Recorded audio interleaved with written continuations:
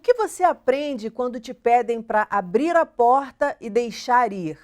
Esta é uma das provocações da banda Tuyo, que nem sempre fala o que a gente quer ouvir. Aclamada pela revista Rolling Stone Brasil, mencionada no jornal americano The New York Times. Mas afinal, como fazer sucesso? Como chamar atenção em mercados competitivos dizendo o que a gente pensa? Para essas e outras perguntas, já sabe, um pouquinho de educação.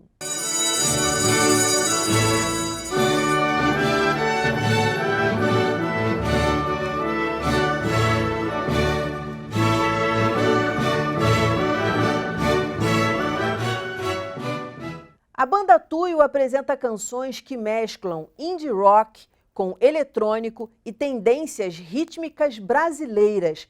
Eu vou conversar com uma das integrantes deste trio. Ela já trabalhou em um presídio, foi mediadora de leitura, a musicista Lio Soares.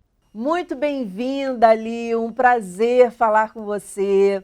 E no iniciozinho eu comentei que vocês falam verdades que nem sempre a gente está preparado para escutar. E aí eu queria que você citasse algumas frases das suas músicas. Oi, Dani. Vou começar então pelas mais drásticas para dar uma credibilidade para sua informação, porque é a realidade. Vamos lá. Eu escrevi no disco mais recente que existem muitos deuses no mundo e todos eles têm raiva da gente de um jeito muito particular. Também escrevi que quando a gente se sente incomodado, o jeito mais fácil de resolver é pegar as coisas e ir embora. Também escrevi que, no final das contas, a certeza que a gente tem, a única convicção é realmente a morte. Não é mole, né? Mas a gente tenta cantar com muita suavidade para entrar com carinho no coração. A dureza tem que ter uma ternura, né? Para não machucar Perfeito, tanto. perfeito. E como é que veio essa coragem? Porque você começar com uma banda efetivamente em 2012, não é isso? Eu sei que vocês estavam juntos antes, mas efetivamente em 2012, num mercado competitivo, falando coisas que nem sempre as pessoas querem ouvir. Como é que foi isso para vocês, né? Ter essa coragem, porque tem que ter uma coragem.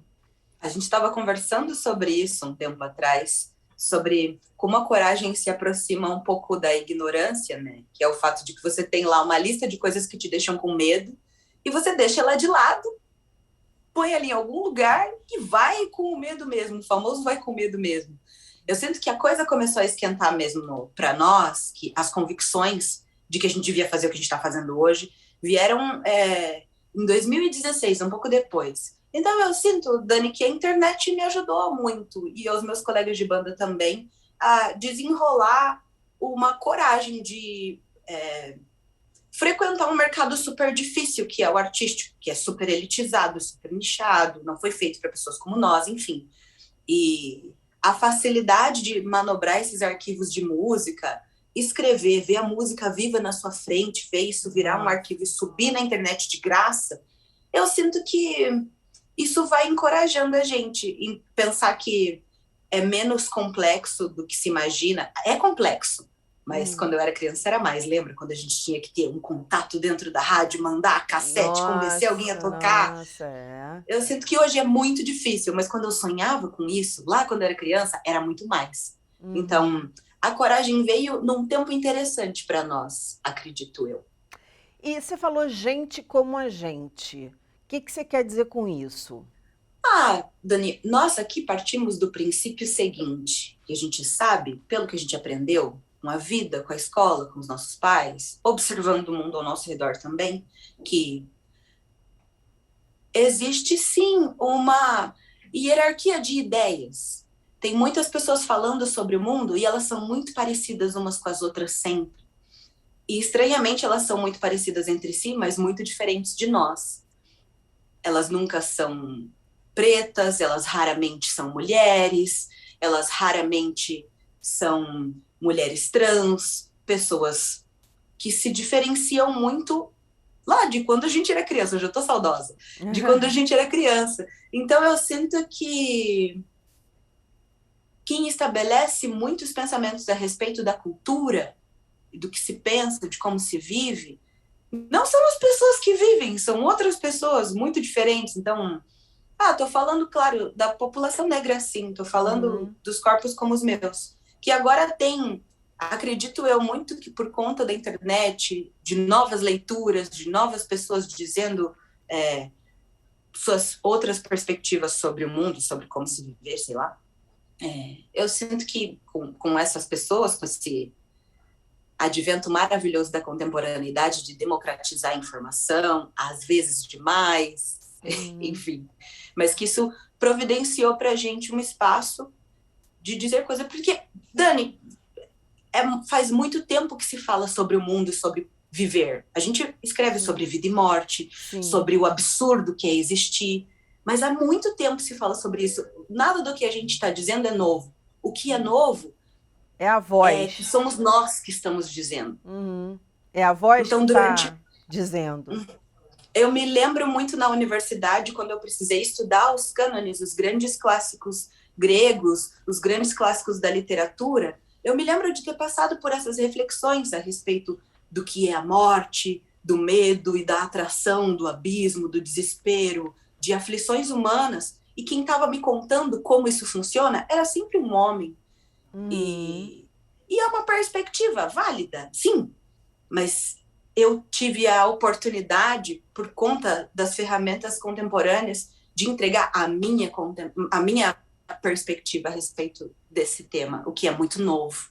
Não, eu achei muito legal. É válido, existe, está no mundo, mas vamos nós também falar, né? Nós também somos donas da história, nós também somos donos da história. Muito bacana isso. Como é que ficou a questão dos haters? Porque a gente fala de internet, quando a gente fala de pensamento muito autêntico, tem sempre gente para chegar lá, né, mais conservador e falar um monte de coisas. Vocês encararam muito isso?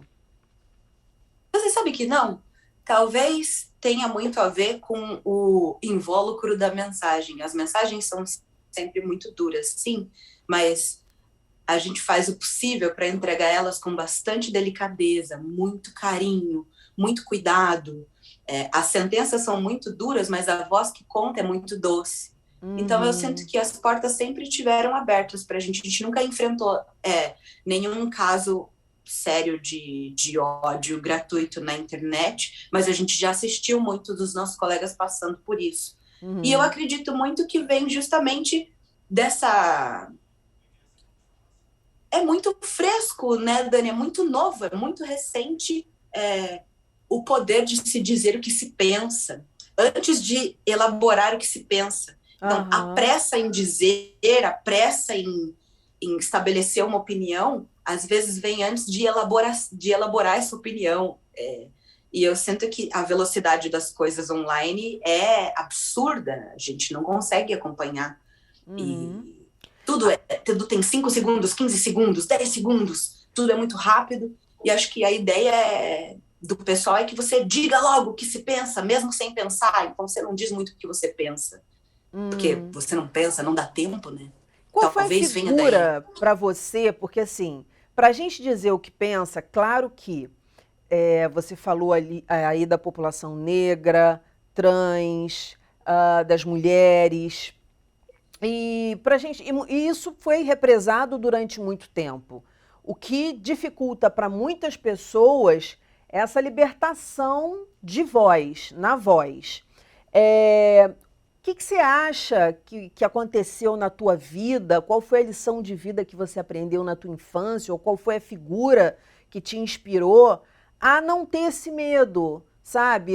Poxa, agora eu posso... Agora eu tenho espaço, agora está mais fácil, entre aspas, por conta das redes. Então, bora dizer o que a gente pensa. Quem foi que te inspirou? Qual lição de vida você traz para esse momento? Dani, eu sinto que a gente faz isso em todo lugar. Tem algum rio perigoso para você entrar, mas tem uma melhor amiga sua em quem você confia? Se ela entrou, você vai entrar também. Eu sinto que eu passei a vida observando quem é que tinha coragem de pôr o pé nesse rio antes de mim.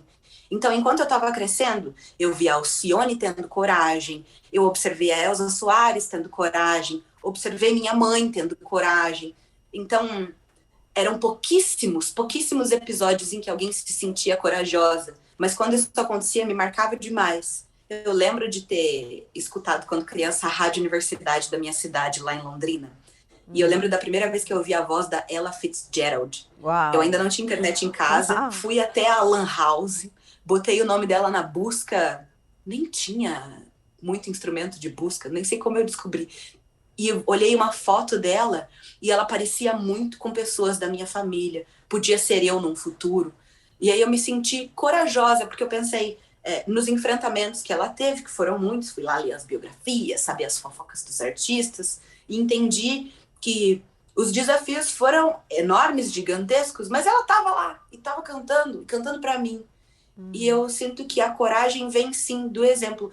A gente fica esvaziando os termos quando a gente repete demais, tipo representatividade. Parece uma coisa que a gente dropa na internet aí, larga, porque é um termo que se usa muito, mas a ideia é que você tem para si um representante do seu próprio sonho. E eu sinto que esse momento de buscar por alguém que me represente tem gradativamente sido substituído por um outro que é o meu movimento, que é o da proporcionalidade. Agora eu quero que muitas de mim existam, para que outras nem precisem passar pelo desafio da coragem ou não coragem. Porque eu sinto que para muitos artistas que são homens, que são brancos, que têm coisas a dizer, talvez eles nem passem por esse momento. Ah, será que tenho coragem? Porque tá tudo posto, tá tudo tão facilitado. Sim, já há Existem muitos tanto deles há tempo, muitos né? séculos. Exato, E eu séculos. sinto que talvez eu esteja buscando o mesmo conforto para quem vem depois de mim. O conforto de não ter nenhum enfrentamento que não seja a própria poesia, sabe? Sei, Aí com eu sinto que certeza. o que me inspirou foi isso, foi a oportunidade de observar pessoas que tiveram coragem antes de mim e sobreviveram. E você está aqui exatamente para dar esse exemplo e falar das suas lições de vida. Como é que era na escola? Seus professores? Teve algum professor que te marcou? Você sofreu bullying? Como é que você agia diante disso? Como é que a tua família te orientava diante disso? Isso era falado? Eu faço parte de não sei, uma categoria de pessoas negras que a gente são super termos que eu precisei pesquisar para entender quem eu era, para dar nome para as coisas, né? Mas a gente consegue, de alguma forma, se aproximar um pouco mais do que é tido como o padrão, o foco, a pessoa importante a quem se deve ouvir, né? Então eu sinto que eu passei despercebida no silêncio por muitos lugares, desde criança. Eu me lembro muito do meu pai me ensinando que tudo pode ser roubado de mim. Eu me lembro dele falando isso, eu tinha uns 4 anos, nem entendia nada. Meu pai é todo filósofo, todo poeta, todo... Adoro uma frase de efeito. Tá Dani, explicado. o Natal é engraçado em família. Enfim. E ele me dizia muito que tudo que existe dentro da minha casa, tudo que eu possuo pode ser roubado de mim. A minha pele, a minha beleza, o tempo pode levar isso, mas o conhecimento que eu adquiro fica comigo para sempre, desde que eu consiga aliar bem a minha memória. E eu guardei isso para a vida. E acho que foi esse salva-vidas, essa boia que me fez atravessar toda a minha infância e a adolescência, observando como as coisas funcionavam ao meu redor, mas sem me colocar no vórtice do dano. Então, eu fui entender o que era a faceta mais violenta do racismo quando eu saí de Londrina, quando eu saí de casa, quando eu saí lá do núcleo dos meus pais e fui sozinha viver na capital, em Curitiba, que tem muitas coisas incríveis, é uma cidade belíssima, muito bem estruturada, mas que ainda tem um pensamento bastante neandertal, bastante mesozoico, bastante antigo a respeito das pessoas. E aí esse foi um baita choque, eu entendi que eu não era mais a moreninha do papai, eu era uma mulher negra sozinha numa cidade branca. E acho que essas descobertas foram muito doloridas, eu queria ter podido descobrir que eu sou uma mulher negra de outras formas, mas eu me sinto confiante, mais forte, tendo plena consciência de quem eu sou e do que eu significo, onde eu tô. E isso faz com que eu viva melhor. Quanto mais consciência a gente tem de si, mais a gente desfruta do que é o existir, né? Então, Nossa, demais, com certeza. Até porque somos únicos, né? Então, quanto mais a gente descobre essa raridade dentro da gente, mais a gente brilha. E é por isso que vocês brilham tanto. Eu vi o clipe, um clipe de vocês impecável, maravilhoso. Eu falei, eu quero entrevistar essa banda.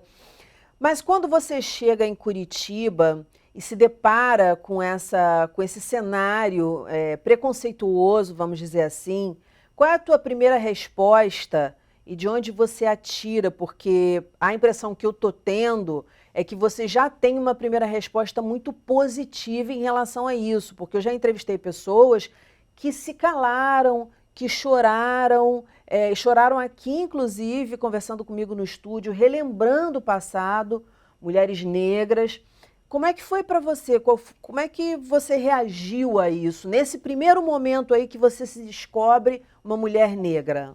olha, Dani, vou te contar que eu tô com a terapia em dia, né? Tem isso também. E tô Mas guardada você aqui dentro estava de com a casa. terapia em dia na época? Nem sabia da importância dela naquele momento.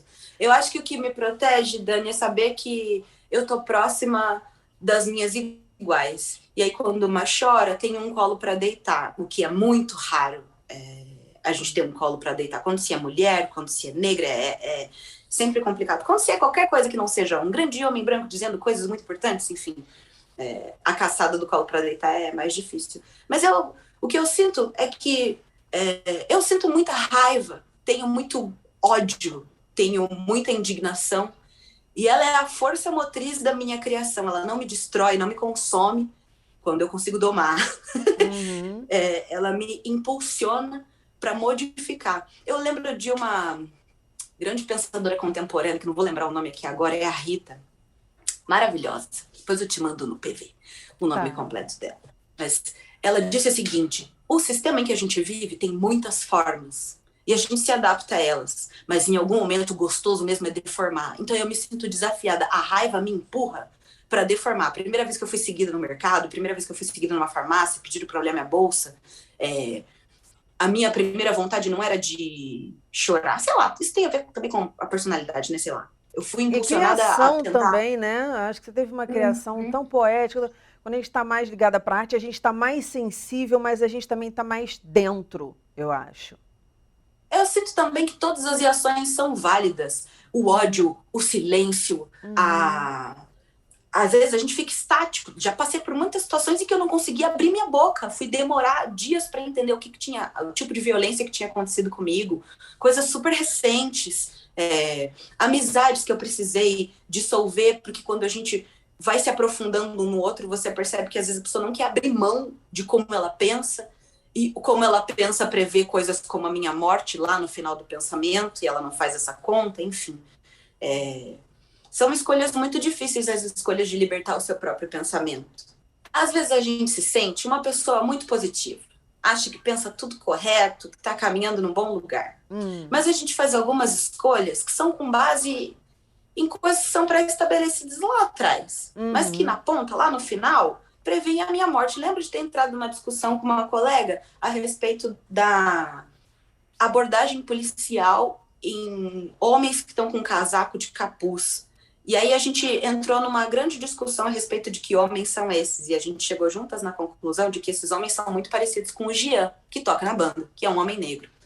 E eu lembro dela apoiando esse tipo de abordagem, mesmo me amando muito, mesmo conhecendo o Gian muito bem. Então, no fim, a ponta do raciocínio dela previa a violência contra mim e contra ele. Ela não abriu mão desse pensamento. Depois abriu, a gente voltou a falar, tudo certo. Mas naquele momento, Entendi. foi muito difícil para ela conseguir fazer essa conta de onde o pensamento dela começa, que é numa regra de, eu preciso me sentir segura. E segura contra quem? Contra o quê? Contra mim? O que eu tenho de ameaça para oferecer? Por que eu morro mais? Por que eu sou lida como uma ameaça antes mesmo de eu ser conhecida, de eu ser uma pessoa? Então eu sinto que talvez, inclusive, essa coisa da poesia que a gente está falando aqui, nós duas, e é bem gostoso, tenha muito a ver com humanizar os corpos. Os corpos LGBTQIA+, os corpos gordos, os corpos de mulheres, os corpos negros, porque a gente fica passivo diante do massacre de muitas pessoas porque a gente nem sempre lê elas como pessoas. Uhum, A gente lê elas como umas coisas menores do que pessoas. Então a gente se sim. compadece com uma mãe branca que perdeu um filho, mas a gente não se compadece com um monte de mortes que estão acontecendo. Não é porque a gente é mal, mas é porque existe uma prática, um estímulo da gente ler É essas crianças, estrutural, esses é. jovens. Exatamente. Então eu sinto que a poesia humaniza as pessoas, faz com que a gente tenha mais Tem, consciência dessas tem mortes. autocensura, e eu vou te perguntar isso até como escritora. Eu trabalho com educação e sempre, quando eu comecei a escrever, falavam assim, você tem que escolher um público. E o meu primeiro livro foi um infanto-juvenil, que hoje eu nem chamo de infanto-juvenil, nem acho que seja infanto-juvenil. Porque eu falava assim, é infanto-juvenil, mas interessa aos adultos. Então, assim, eu nem digo mais que é infanto-juvenil. Mas eu vou te confessar que ficava uma coisa assim, quando eu comecei, pô, eu quero escrever isso porque eu sou isso, mas será que eu devo escrever isso porque eu cumpro esses e esses e esses papéis na sociedade? Claro que com você é um pouco diferente, né? Porque você não trabalha com essa parte, etc e tal. Mas eu acho que a sensação é a mesma. No sentido de, muitas vezes, será que você falou da tua amiga? Será que fulana está pensando porque eu estou escrevendo para ela, porque eu tive aquela discussão e não sei o que, não sei o que lá? Será que não sei o que? Tô vendo que tu tá rindo aí, já passou por isso. Como é que é isso? E quando rola isso, a gente não pode nem deixar de chamar de uma certa censura, porque você deu aquela parada e pensou. Como é que rola para você contornar isso, ou você não contorna? Porque vocês falam o que vocês pensam. E falar o que a gente pensa tem um preço, mesmo que seja doce. E principalmente para as pessoas que estão ao nosso redor, que cobram da gente certos papéis sociais que a gente desempenha. Ou sejam eles emocionais na vida delas. Como é que rola isso para vocês na hora de compor? A gente não censura, não, Dani. A gente fala o que dá na cabeça. E eu sinto que tem um jeito da gente conseguir falar o que se pensa, sem parecer que a gente está dando indireta para todo mundo Ai, que que é já um machucou a gente de saco, né? alguma forma. É muito difícil fazer essas manobras, mas o que a gente faz é o seguinte: acontece um episódio, né? Geralmente as músicas saem daí. Sei lá, alguém morreu, brigamos com alguém, separou do namorado, voltou com o namorado. Ao invés de contar essa história como cronista, a gente conta como quem constrói uma metáfora, porque a gente também se protege. Porque eu Uhum. sinto muito que a metáfora, ela amplia o significado das coisas. Então, o que eu quero Maravilhosa. dizer está lá dentro, mas Uhum. existem mais coisas para serem ditas. Então, tudo ganha muitos desdobramentos. Então, eu queria contar, por exemplo, que eu achava um saco eu ter que sair de uma igreja para ir para outra religião. Quando eu parei de acreditar no cristianismo. Ao Uhum. invés de escrever, eu acho um saco que eu Uhum. tenha que sair do cristianismo e ter que ir para outra religião. Não quero Deus nenhum, não quero ir na igreja, eu quero dormir no domingo. Pode ser? Aí eu escrevi: tem tanto Deus no mundo, são muitos, e todos eles não gostam muito de mim, porque eu não acredito em nenhum. Uhum. Então eu sinto Ah, que tem muitas maneiras de dizer a mesma coisa com sem certeza. E as ficar metáforas, apontando o dedo. a poesia ajudam muito. Além de as pessoas terem que entender que quando o escritor ele divulga um texto, ou quando o compositor está cantando ali, ou coloca alguém para cantar a sua música, não necessariamente ele está falando dele. Óbvio que ele está falando um pouco dele, porque foi ele que construiu e você só constrói as coisas com os seus tijolos, né? Mas não necessariamente você está ali no lugar, né, falando. É aquela mulher que está, sei lá, chorando por um amor que foi embora. É aquele homem que não sei o quê. Não. De repente você tem um monte de gente ali, e eu vi isso escrevendo, eu vejo isso escrevendo, que às vezes eu pego uma personagem e essa personagem é 1 milhão de pessoas que eu conheci que estão compondo ali o que ela é. Não é uma. Às vezes alguém. Isso aqui é parecido comigo. Não, mas isso não tem nada a ver comigo, porque isso já é outra coisa, né? Contador de história tem isso, e compositor também tem isso. Sim. Então muito legal você falar dessa história. Uma história que eu queria que você contasse, a gente está já no finalzinho do programa, daqui a pouco eu quero que você cante, mas de um trabalho que eu acho que você fez muito bacana dentro de presídios. Qual a lição que você traz disso? Porque o recorte desse programa não é ser uma entrevista comum. Uma entrevista comum existem várias por aí. Eu busco a diferença da mesma forma que a banda de vocês busca. Então, assim, qual foi a lição de vida, a inspiração ou a reflexão que te trouxe nesse contato com presidiários, trabalhando leitura? Dani, eu sou uma cantora que vem da literatura, né? Trabalhei muitos anos em bibliotecas públicas, cujo objetivo era incentivar a leitura de ficção. A gente só tinha livros de ficção.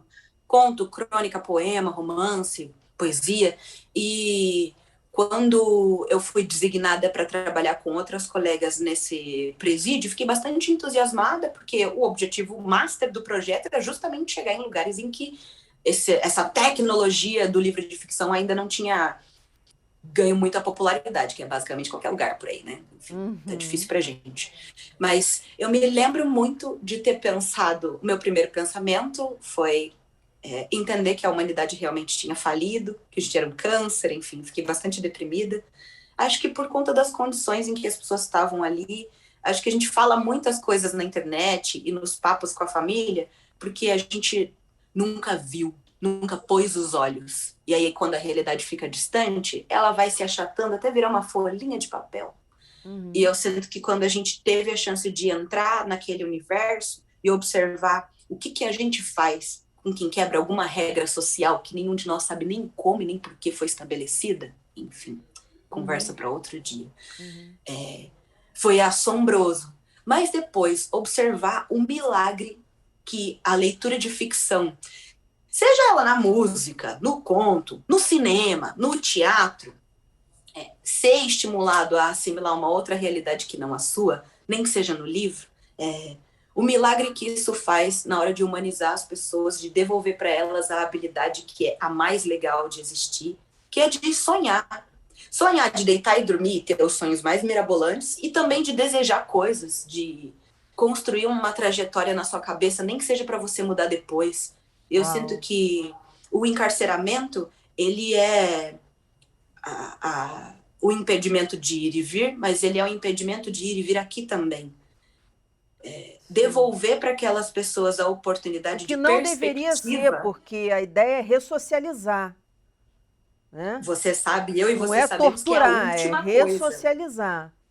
A gente sabe que a justiça está bem baseada na vingança, né? No desejo de vingança. Também é um papo complexo para outro momento. Sim, mas eu sinto que quando a gente escuta uma música, quando a gente lê um livro, a gente é estimulado a se colocar no lugar. Porque toda vez que eu falo, eu vejo que tem tanto Deus no mundo que tem raiva de mim, eu tô cantando.